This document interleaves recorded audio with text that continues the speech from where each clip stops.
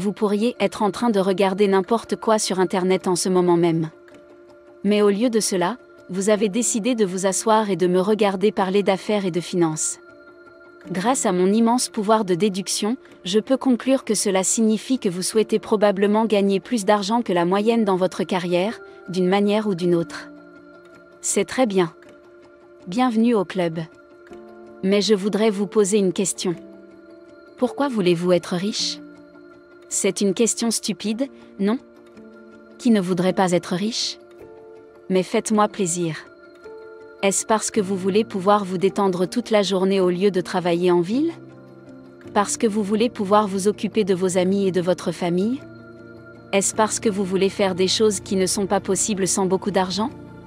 Ou peut-être est-ce parce que vous voulez vous montrer un peu, rendre vos parents fiers, être celui qui attire le plus l'attention lors de la réunion de votre lycée, ou simplement vous montrer sur le gramme pour prouver à tous ceux qui vous détestent qu'ils ont tort ? Si vous êtes suffisamment honnête avec vous-même et que vous y réfléchissez vraiment, je pense que la plupart d'entre vous peuvent admettre que c'est en partie vrai. Même si vous voulez toujours vous convaincre que ces autres avantages sont plus importants. Et n'ayez pas honte. Il existe une industrie d'1 billion de dollars qui repose sur ce type de comportement. Vous n'êtes donc certainement pas le seul. Mais il existe une meilleure façon de procéder. La richesse furtive consiste à réduire au minimum les informations accessibles au public sur ses revenus, ses actifs et sa valeur nette. Un adepte convaincu de la richesse furtive pourrait être multimilliardaire, et vous n'auriez aucun moyen de le savoir, à moins qu'il ne le veuille. Il conduirait une voiture ordinaire, porterait des vêtements ordinaires et vivrait peut-être même dans une maison ordinaire. Mais pourquoi font-ils cela alors qu'il y a des lambeaux Fuji à Manson ? Et à quoi dépensent-ils leur argent ? Ce qui est génial. Les habitués de la chaîne savent que je déteste faire traîner les réponses à des questions directes juste pour gagner du temps. La réponse à la première question est donc qu'il s'agit du meilleur mode de vie possible, dans presque tous les domaines imaginables. Et la réponse à la deuxième question est qu'ils dépensent de l'argent pour leur sécurité personnelle et financière, puis pour des choses qui leur rendent la vie plus facile et plus confortable. Ensuite, ils dépensent de l'argent pour des projets passionnels. Ils évitent de dépenser de l'argent pour des choses qui vont leur causer du stress et leur prendre du temps. Et ils ne dépensent en aucun cas de l'argent pour des choses qui mettraient en péril leur première priorité. Cela semble assez simple, peut-être même douloureusement évident, mais c'est quelque chose que beaucoup de gens font très mal, souvent dans des circonstances tragiques. Il est donc temps d'apprendre comment fonctionne l'argent, de découvrir pourquoi la richesse furtive est si populaire parmi les personnes vraiment riches du monde entier et de découvrir comment vous pouvez mettre en œuvre ces enseignements dans votre propre vie, même si vous n'avez pas encore un compte en banque d'1 milliard de dollars pour le soutenir. Comme toujours, si vous appréciez ces vidéos, n'hésitez pas à soutenir la chaîne en devenant un mécène ou un membre de la chaîne afin de bénéficier d'une foule d'avantages intéressants.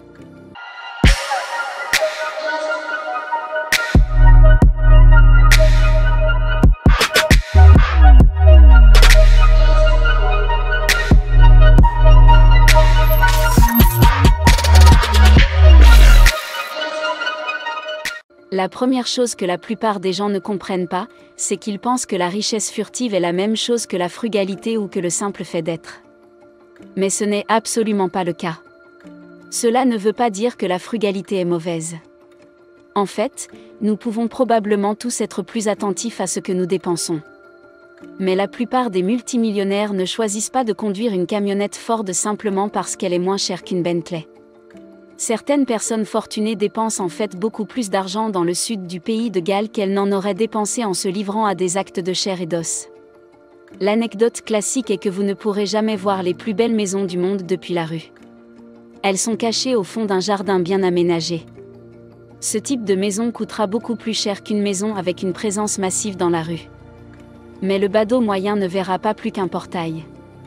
Mais si vous devez payer plus cher pour atteindre la richesse furtive, quels sont les avantages par rapport à la flexibilité ?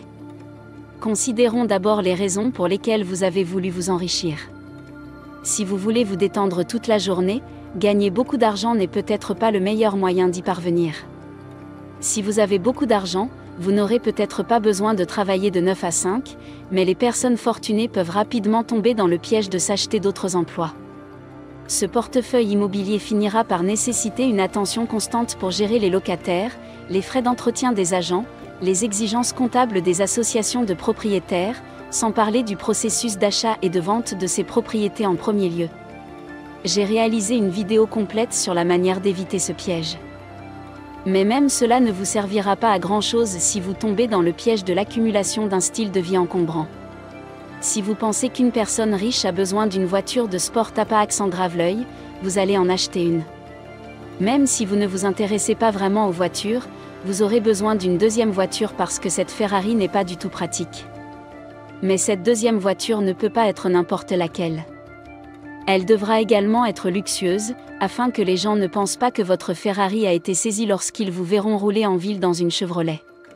Vous pourriez alors décider que vous avez besoin d'une plus grande maison avec un espace industriel brut pour y mettre toutes ces voitures de luxe. Cette plus grande maison a besoin de plus de meubles, de plus de nettoyage, de plus de jardinage.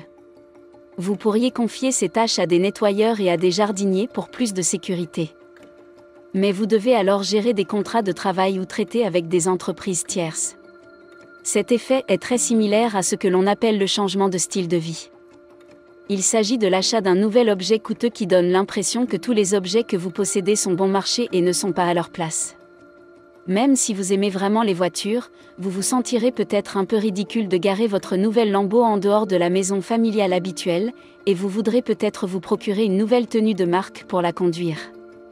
Et pendant que vous y êtes, vous voudrez peut-être changer le contenu du siège passager pour un modèle plus jeune. Toutes ces améliorations vont coûter cher. Mais si vous êtes extrêmement riche, cela ne devrait pas poser trop de problèmes.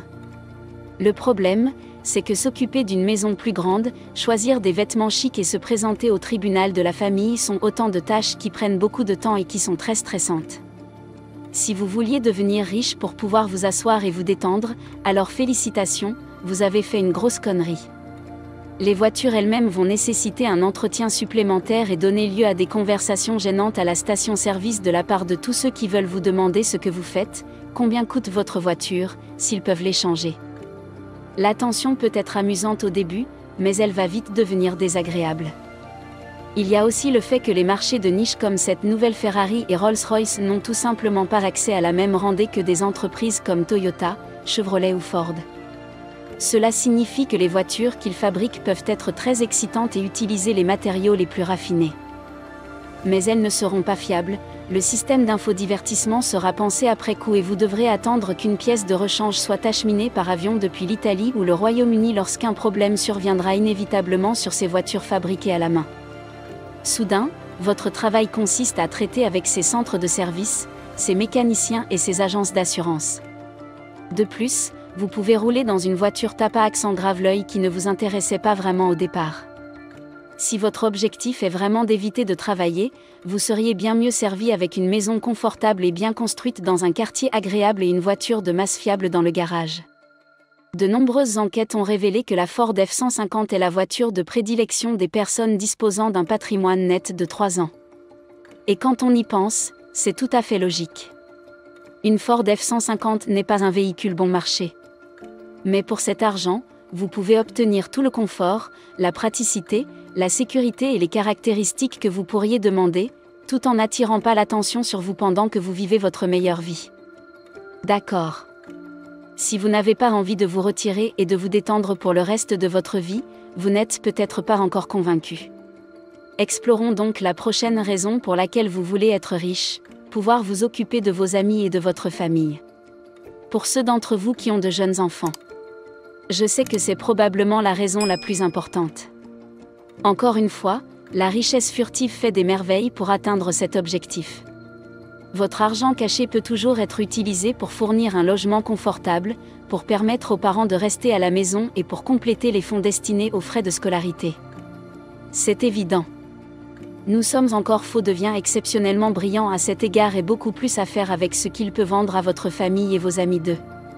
Enfin, les personnes qui vivent dans des maisons somptueuses et conduisent des voitures de luxe sont la cible évidente de poursuites judiciaires, tant de la part d'étrangers que de leur propre famille. L'histoire de Jack Whittaker est peut-être le meilleur exemple de l'importance qu'il y a à garder sa fortune secrète. Whittaker était déjà un homme d'affaires relativement prospère lorsqu'il a gagné 314 millions de dollars à la loterie nationale, le plus gros lot de l'histoire à ce moment-là. Cet argent a considérablement augmenté sa valeur nette, mais il a aussi considérablement accru sa notoriété publique. Malheureusement, son État exigeait que les gagnants reçoivent leurs gains publiquement. Ainsi, avant même que l'argent ne soit déposé sur son compte bancaire, il a été inondé de lettres et de messages de personnes lui demandant de l'argent ou lui proposant une nouvelle idée commerciale.